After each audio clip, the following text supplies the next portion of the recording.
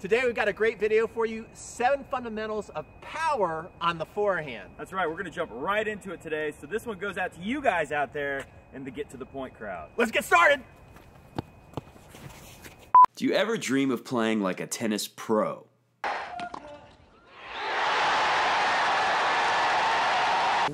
In dem ein weiterer Wechsel, eine weitere Wende in diesem Spiel.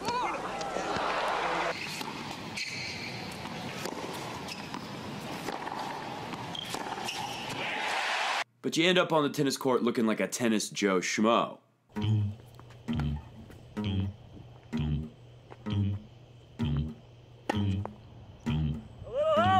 In your mind, you think your forehand looks like this, but in reality, it looks more like this.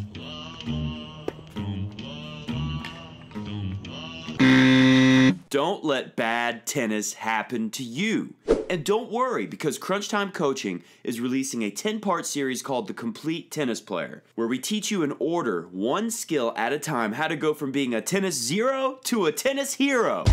Okay, that's really cheesy, but you want to be great at tennis, right? Let's get started.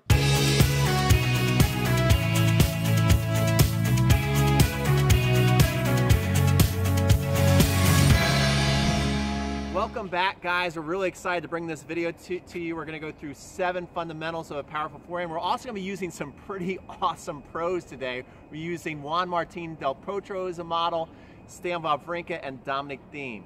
Now, the first step we want to get to is that unit turn. It's so important as the ball is coming over from your opponent that we're not just getting our racket back. That's probably been a tip we've heard so many times from instructors is get your racket back. But what ends up happening if you're thinking like that is when you go to swing, you're just arming the ball. This is where things like tennis elbow can come in. So the unit turn, you're going to notice that all 3 of our examples, when they come and they get ready, they've got both hands on the racket. Now, some of them are a little higher. It's actually amazing how high they're holding that racket up, but still getting down and making the contact. I suggest you start a little lower so it's easier to get to the ball, but the main thing is holding on that racket's going to load your core, and then as that ball's coming, now you can use your whole entire body, the kinetic chain, to hit that. Matt's going to come back with number 2 and talk more about the load for you guys. So fundamental number 2 is just building on our unit turn, and that's load. You gotta load so you can explode into the ball. So when you do your unit turn, it's real important that you actually sink down into that right leg and load it up. So it's gonna look kind of like this. And you wanna actually, you'll notice if you watch slow motion of the pros, maybe we can put a clip in right here, you're gonna see how they finish straightening out. So you're gonna explode up into that ball, make sure you get your load, sink down to that right leg so that you can do that. All right, number 3 is the lag and snap. Well, we're really gonna get into that lag.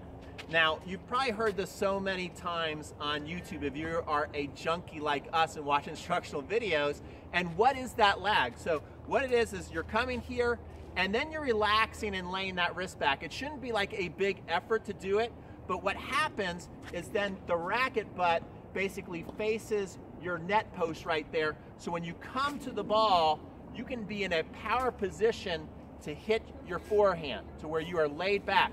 So once I get here and I come down here, now I'm pretty much setting it and forgetting. I'm not going to use a lot of wrist, and I'm going to come up to contact. So remember that. Number 3 is the wrist lag. We're going to have Matt come back with number 4. All right, fundamental number 4 is the weight transfer, and we're going to point out that the racket is the last thing to leave the station. So what does that mean?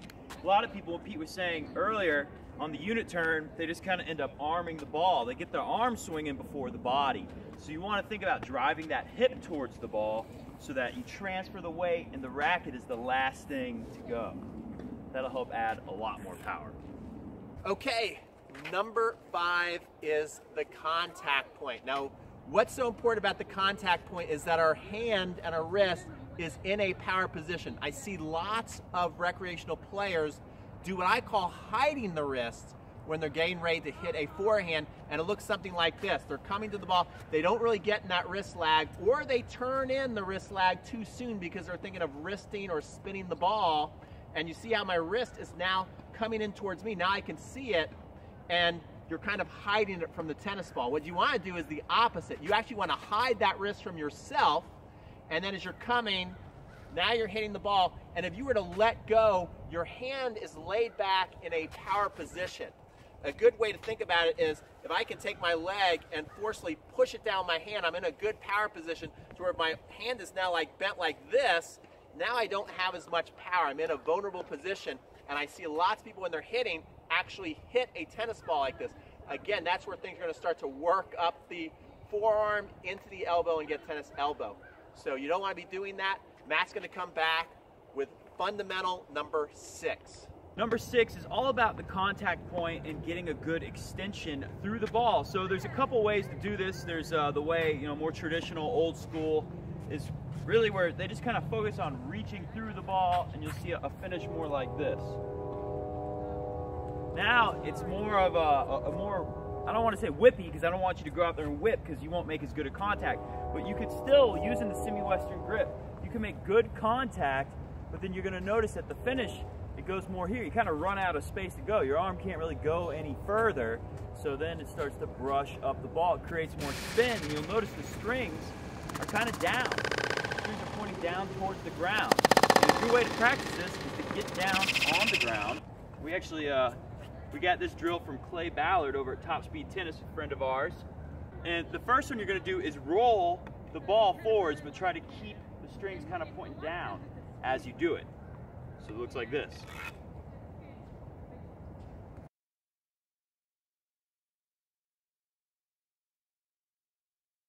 Then if you want to take it a step further, you can actually give yourself a little self-feed, try to get some power from your hips. I know you're on your knees, so you can't do a whole lot. Get a little power from your hips and see if you can extend to that contact and then kind of let the strings point down as you just kind of windshield wipe over it.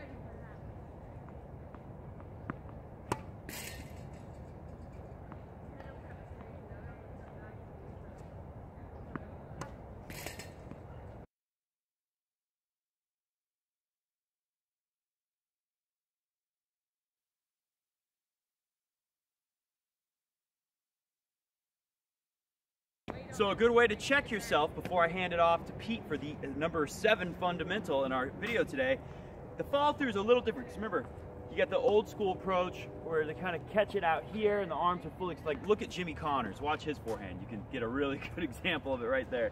But today, if you watch someone like Roger Federer, you're gonna see the elbow kind of point out at the end. It's a little different, and you kind of easier to catch the racket over here or just let it kind of finish on the side of your shoulder.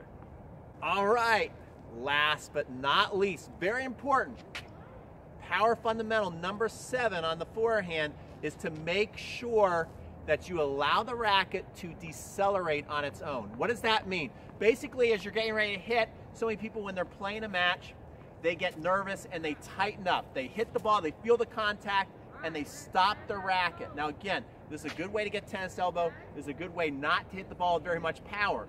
Now, how are you going to let the racket decelerate on its own? The easiest thing to do is to make sure that you're holding your racket very loosely. One of the best tips I ever heard, I was walking by one of my instructors one time and she was teaching the serve, and she told the person she was teaching, pretend that between the handle that you got some birds in there, some baby birds, and you don't want to scrunch them up. So that's a good tip. You're holding on the racket very light and allowing, again, your body to work the shot. And then you'll notice why are all the pros finishing around their shoulder is because that's where it's just naturally going to go. If you just let the racket run out on its own, it's going to come there. And notice where my elbow is, that last tip Matt gave us. So practice that. The key is to be nice and loose and let the racket decelerate on its own. There are your 7 steps, and we'll be back with some bonus training. All right, Matt, that was a fun video to make today. Great job. Very good video. Covered the fundamentals, and we want to give you guys a more modern-looking tennis game like these pros we were talking about today. Delpo and Dominic Thiem. It's a 5-part series. The modern tennis makeover using the forehand. 5-part training series that they're going to love, Matt. Totally free. It's the Christmas season, so we've got lots of free training for you guys. And we're going to be back with some more stuff, right? That's right. 7 fundamentals. On the backhand. On the backhand. And we're just covering the one-handed backhand. So be on the lookout for that in the coming days. And make sure you stick around, watch a commercial. Yeah, we got a great commercial. Oh, it's a good commercial. Awesome commercial. The Modern Tennis Makeover. Modern Makeover for you guys. Our free gift for you. Happy holidays. We'll be back.